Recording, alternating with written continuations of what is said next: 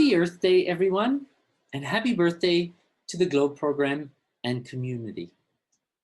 What an incredible milestone to meet. 25 years in existence, almost 40,000 schools, over 41,000 teachers, over 200,000 GLOBE observers, and a whopping 200 million measurements. What an achievement. This, of course, would not be possible without you. Whether you are a student, a teacher, or scientist, a citizen scientist, a US partner, a country coordinator, a GLOBE observer team member, if you work at SSAI, if you work in one of the regional coordination offices, if you are a GLOBE Implementation Office staff member, or a sponsor, each group here plays a role of great importance in the program. We have come this far in the 25 years of the program because of the cooperation, collaboration, and the determination of each of the groups to move GLOBE forward. And so while we celebrate the birthday of the program, we also celebrate its accomplishments and especially its community. This past year has tested everyone and also tested our community, our infrastructure, and ourselves. As we go through 2021, the 26th year of GLOBE, we will meet challenges and opportunities. I hope as a community, we will help each other through the challenges and help celebrate the opportunities.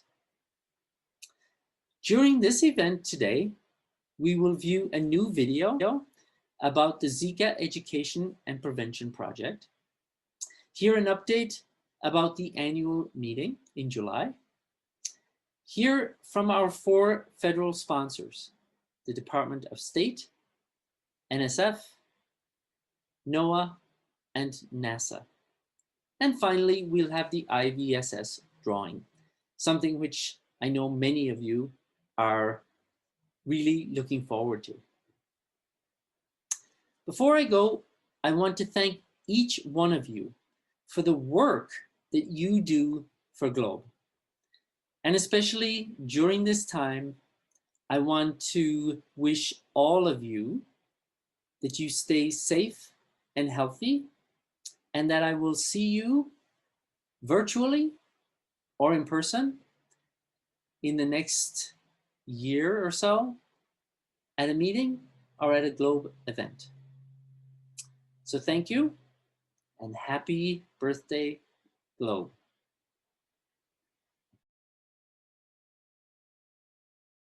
Urgent new warnings this evening about the Zika virus. Tonight, the head of the World Health Organization now sounding the alarm, saying it's, quote, spreading explosively. By one estimate, up to 4 million cases across North and South America in the next year.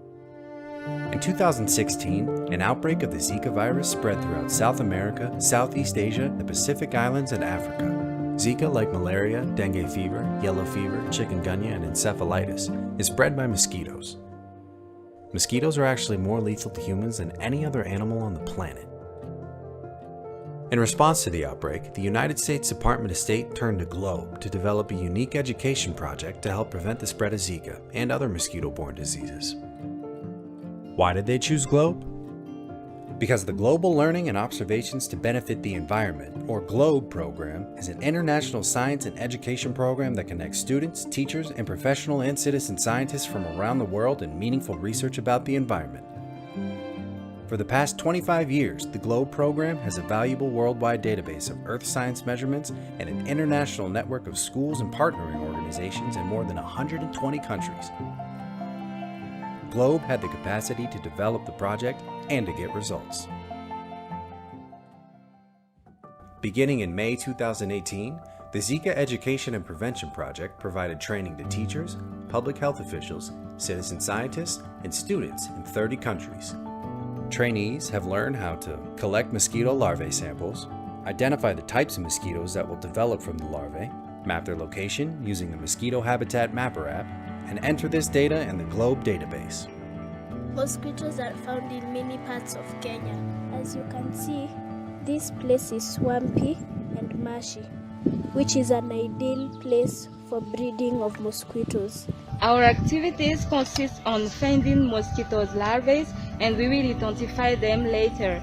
And we use Globe Observer app Mosquito Habitat Mapper to take a photo of a place and to send data information to Globe. Participants find standing water and pour into a collection container. Then they search for mosquito larvae. They use the Mosquito Habitat Mapper app to record the location, identify the type of larvae, snap a photo, and send the information to Globe, not forgetting to empty the standing water when done. We have learned that water containers are probably the important breeding site of mosquito larvae. We went to a study site to raise some awareness to local people to stop mosquito-borne disease at the source. I'm going to take a sample of the water, skim off the surface just to see if we can catch some mosquito larvae.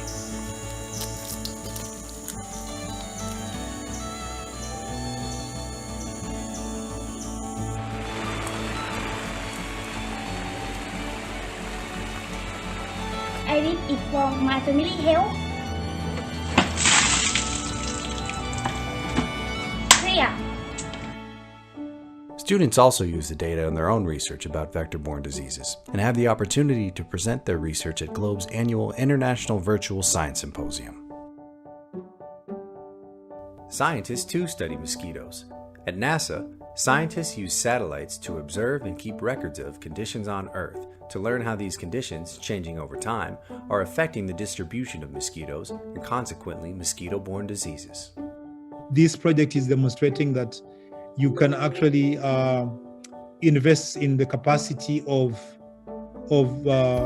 populations locally in different locations to gather very useful information. You know, sometimes diseases happen in a particular location and everybody is surprised that this disease is happening here. Looking at this kind of data can basically give us some intelligence or background information on what is going on in particular locations. Public health officials are benefiting from the results of the Zika Education and Prevention Project. They use the data to determine if there will be an outbreak of Zika or other such disease based on the larvae count and the projected survival rates of mosquito larvae. The Globe Zika Education and Prevention Project has now built self-sustaining regional networks in Africa, Latin America and the Caribbean, and Asia and the Pacific. Mosquitoes may be the world's most dangerous animal, but monitoring efforts can bring early warning of potential disease outbreaks. As a result, students, teachers, and citizen scientists can help public health officials and professional scientists make important decisions about how to control the spread of Zika virus and other mosquito-borne diseases.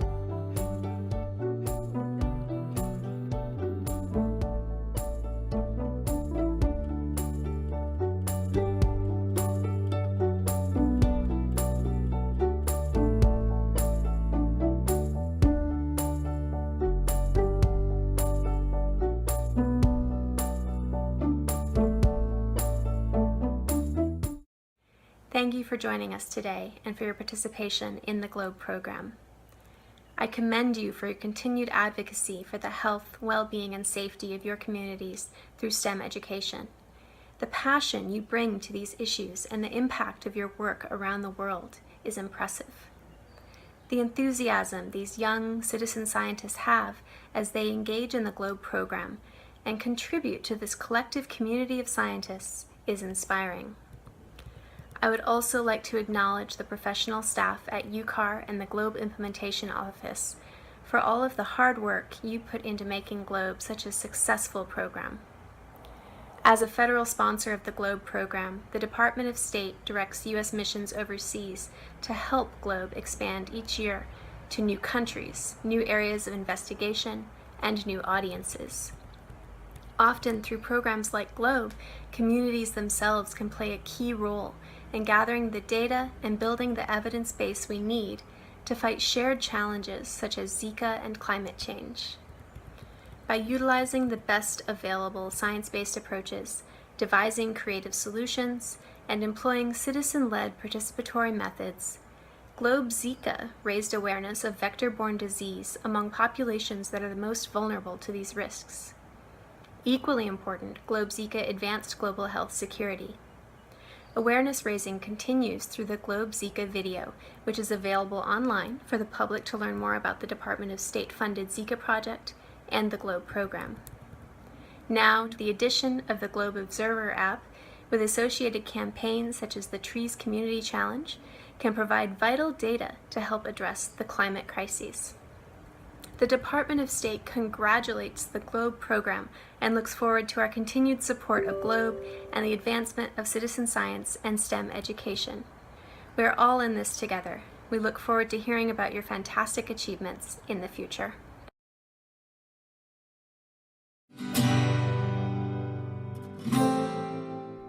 Hello, my name is Autumn Burdick, and I am the Globe program's social media lead. Today, as part of our celebrations for Earth Day and our 26th year, I would like to introduce to you all some very special students, our Globe student bloggers. Hello! Hi, I'm Ranji Joshua Alayan from the Pearl of the Orient Seas, the Philippines. I'm Hala. I come from a country of origin, where past and modern both join together. My warmest greetings to the Globe community. I am Susanna Makoba and I'm from the beautiful country of South Africa. Hi, my name is Christine and I'm coming to you from California, United States.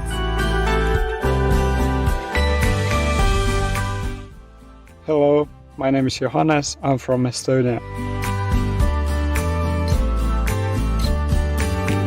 Hello everyone, good morning, afternoon or evening wherever in the world you are at right now.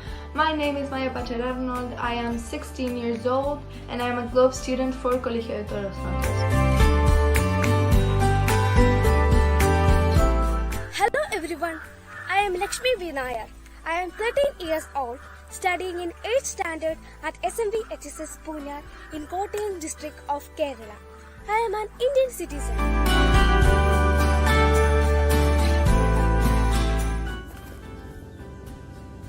Oh, here you are. Good afternoon everyone. I am Xavier Malloy from South Africa. I live in a small town, not a small town, but a town called Impangeni, and that is in KwaZulu-Natal. And that's approximately over here. Yeah. Hello, I'm Rinada Mohammed Sheikh. I'm 15 years old and I'm studying at grade 10 in Mizon School, Taqa Dhafar Sultanate of Oman. Hello, my name is Hannah. I am 13 years old and got back to the Gojo College Middle School.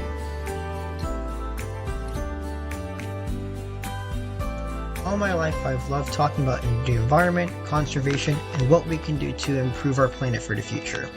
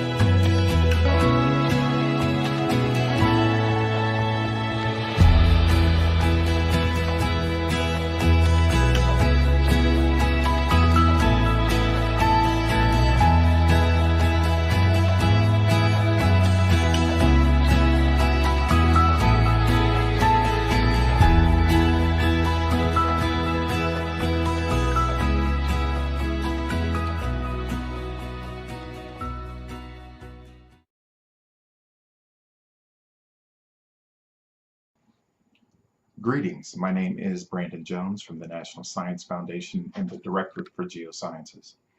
To say that last year, 2020, was remarkable would be an understatement. The twin viruses of COVID-19 and revealed systemic racism have shaken the very foundations of our world. All sectors have been impacted by the pandemic and sustained inequities, including the scientific enterprise. But in steps the GLOBE program. Drawing on technology, public participation in science, K-12 curriculum, teacher training, and international collaboration, for over a quarter of a century, GLOBE has demonstrated that we all can be Earth observers and contribute to the advancement of science, even in isolation. With the disruption of education and research practices, the next generation of STEM professionals will need upskilling and technical knowledge that sit well outside of traditional training norms. Fortunately, a program like GLOBE could be elevated as the new standard in preparing up-and-coming STEM professionals to contribute in the solution space for a more sustainable planet. Cheers to GLOBE and Happy Earth Day 2021.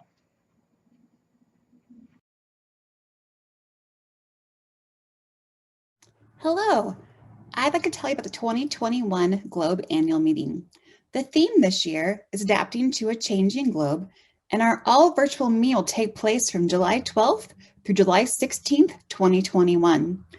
Our website is globe.gov/annual-meeting, and our hashtag is #GlobeMeeting2021. First, I'd like to share our annual meeting logistics team, and we will all be presenting today to you about our meeting. My name is Julie Malmberg. Coming up next is Emma Hagan, then Katie Chapman, and then Amy Barfield. Our agenda this year is exciting, and I wanted to share a few things with you. This agenda shows our local time zone of Mountain Time. However, if you go to the website, you can also see additional time zones. Most of the sessions will be recorded and available to people who register for the meeting, and we will also have an interactive poster session available throughout the week. I also wanted to highlight that we're going to have opportunities to learn about protocols, sessions where the community can present on what they're doing with GLOBE, and networking opportunities. Again, for more details, go to globe.gov/annual-meeting. This year, we're focusing on adapting to a changing globe. And in this, we have 3 strands, and these are responding to a changing globe, where we're hoping presenters will share how GLOBE has changed in the past 25 plus years. This can be related to COVID-19 pandemic this past year, or also other ways GLOBE has evolved. Strand 2 is a welcoming globe. In this session, presenters will illustrate how to make GLOBE a more welcoming program. Topics can be related to diversity, equity, and inclusion. And then Strand 3 is focused on STEM, teaching, and GLOBE. In this, presenters will address anything related to science, technology, engineering, math, teaching, and the GLOBE program. Thanks, Julie, for getting us started. Now I'm going to talk a little bit about registration for this year's annual meeting. As you'll see in the table below, we have 3 registration tiers for this year's meeting. The first tier being our early bird registration, which will have a deadline of May 12th at 11:59 p.m. Mountain Time and will cost $95 US. Next is our regular registration, which will run from May 13th until July 1st and will cost $125 US. Our last tier is our late registration, which will run from July 2nd until July 7th and will cost $175 US. After July 7th, we will no longer be accepting registrations for this year's annual meeting. Please note that all of these costs will include a 5% credit card transaction fee.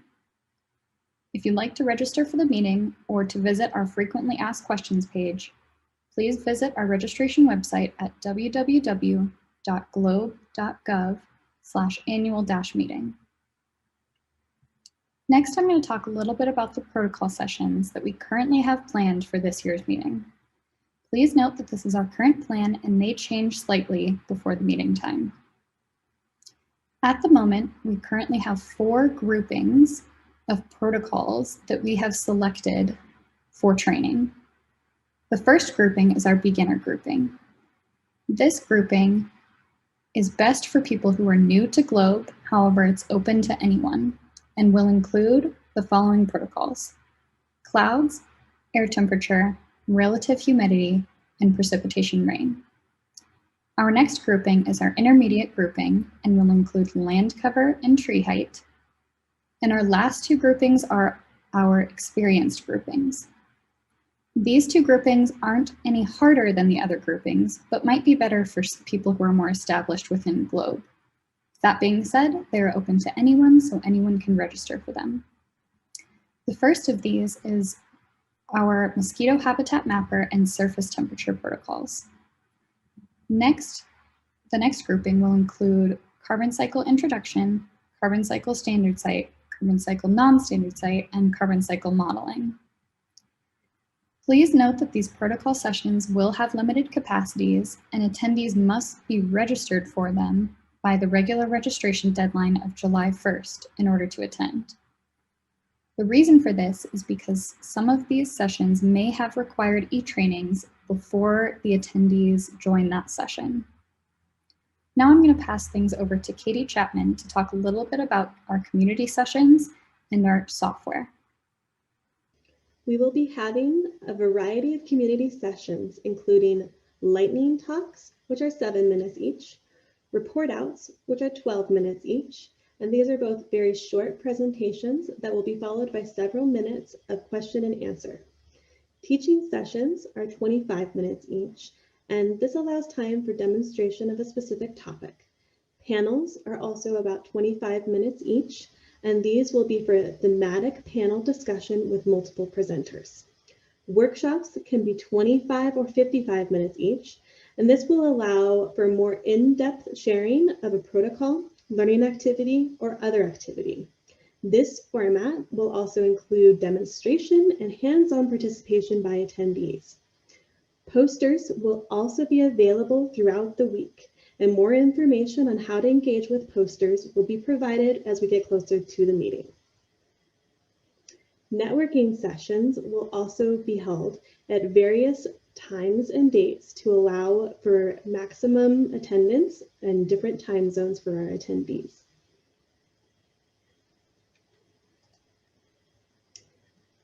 Registration is available through www.globe.gov/annual-meeting. When you enter this address, you will automatically be routed to our registration software, Cvent. The annual meeting virtual event itself will also be held through Cvent's Attendee Hub platform.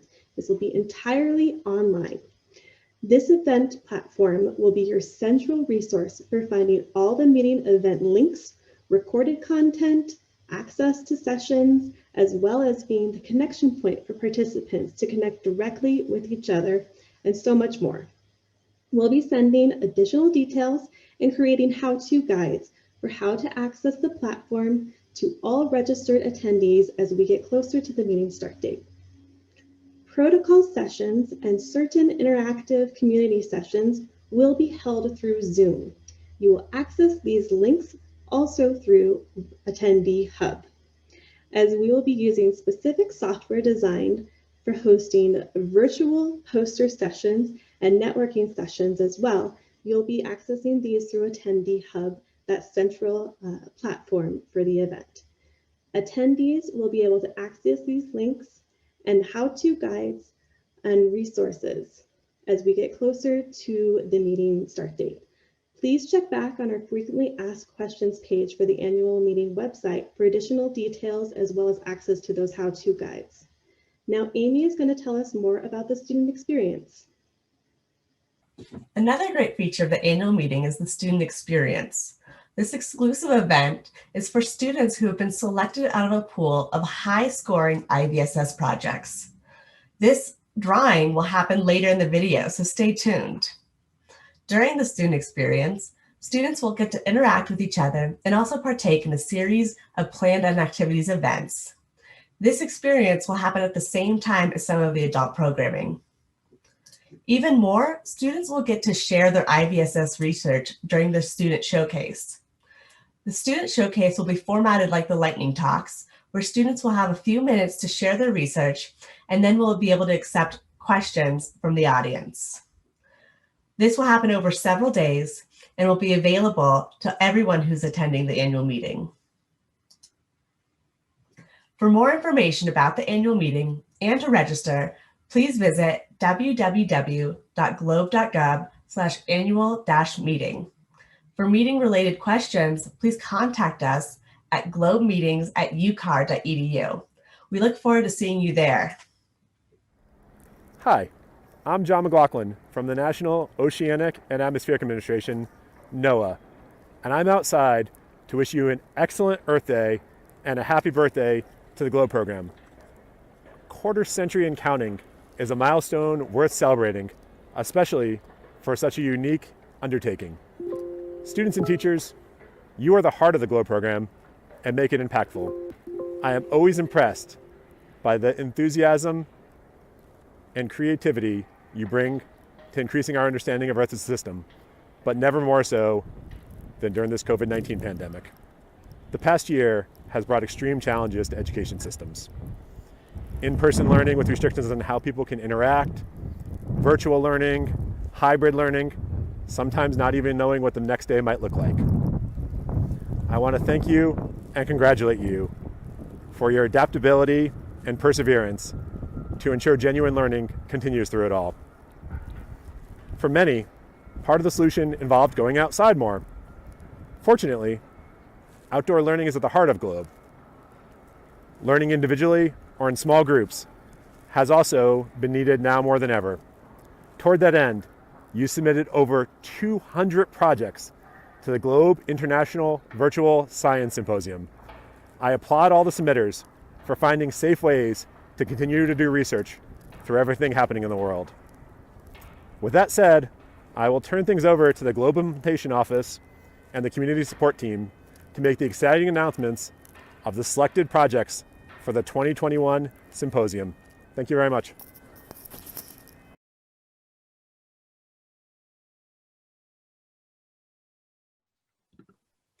Thank you, John, and welcome to the 2021 GLOBE International Virtual Science Symposium drawing. My name is Julie Malmberg, and I lead the education team at the GLOBE Implementation Office. I'm excited to get this section of the Earth Day 2021 video started. We had 242 incredible projects from all 6 GLOBE regions submitted this year, and we have 79 projects eligible for the drawing.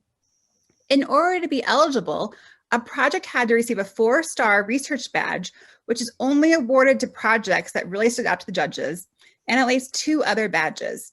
Now let's hear from Amy about what each selected project will receive. Howdy, friends. My name is Amy Barfield, and I am the lead of the IVSS. Each selected project will receive a stipend of $2,100 US and an invitation for up to 3 students to attend the 2021 GLOBE Annual Meeting Student Experience. As I described in the video earlier, this student experience is going to be a lot of fun. We will contact the teacher of each project shortly after this video plays in order to arrange the details. Hi, my name is Islam Khair, and let's see who is selected from the Near East and North Africa region. مرحبا، أنا اسمي إسلام خير من مكتب جلوب الرئيسي. كل سنة وأنتم طيبين. تعالوا مع بعض نشوف مين اللي تم اختياره من إقليم الشرق الأدنى وشمال أفريقيا.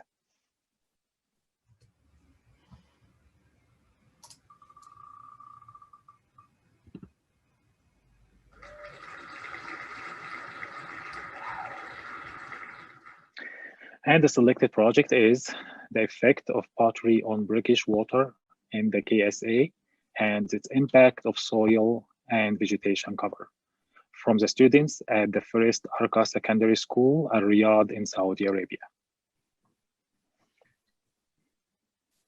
My name is Emma Hagan, and I'm a part of both the education and the administration teams at the GLOBE Implementation Office. I get the pleasure of selecting the project from the Africa region.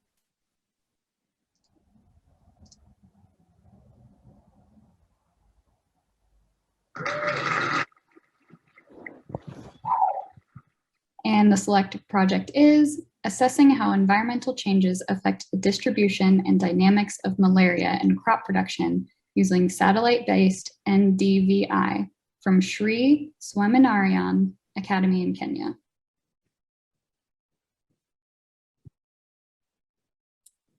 Hi, my name is Sarah Parsons, and I'm part of the education team at GIO.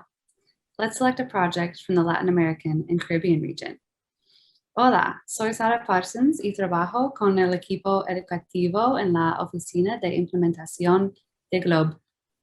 Vamos a seleccionar un proyecto de la región de América Latina y el Caribe.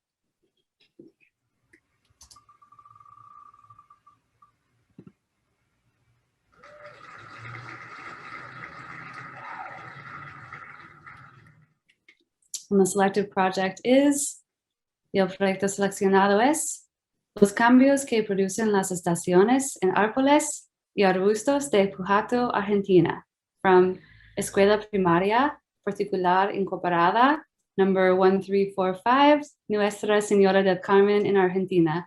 Congratulations y felicitaciones. Hi, I'm Roller Angel, and I'm a member of the Globe Community Support Team here at the Globe Implementation Office. I hope you all have a happy Earth Day. Now let's see the first project from the North America region.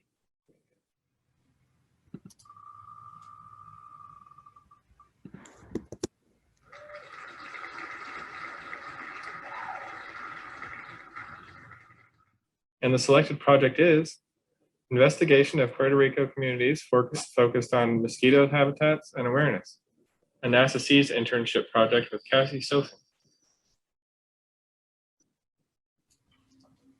Now let's find out who the second project from the North America region is.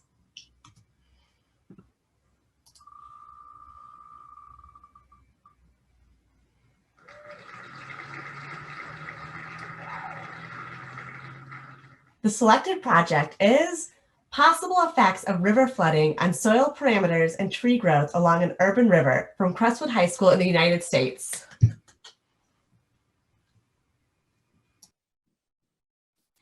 Up next, I'm selecting the project from the Europe and Eurasia region.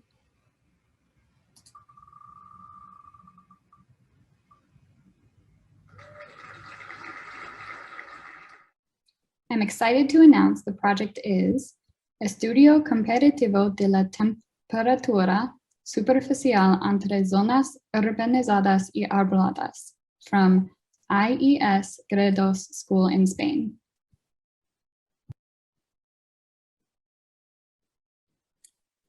To wrap up the drawings, let's see who's selected from the Asia and Pacific region.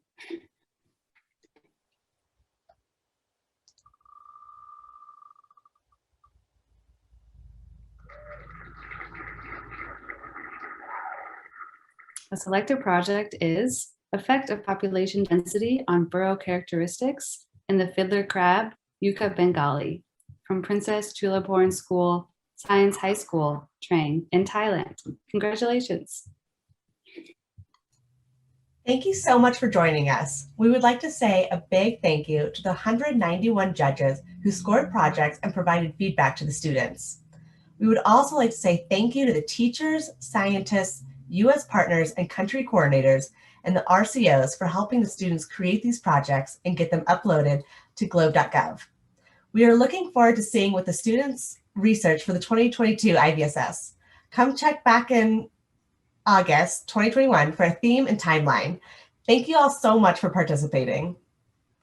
And now I'd like to introduce our NASA Program Manager, Dr. Allison Leidner.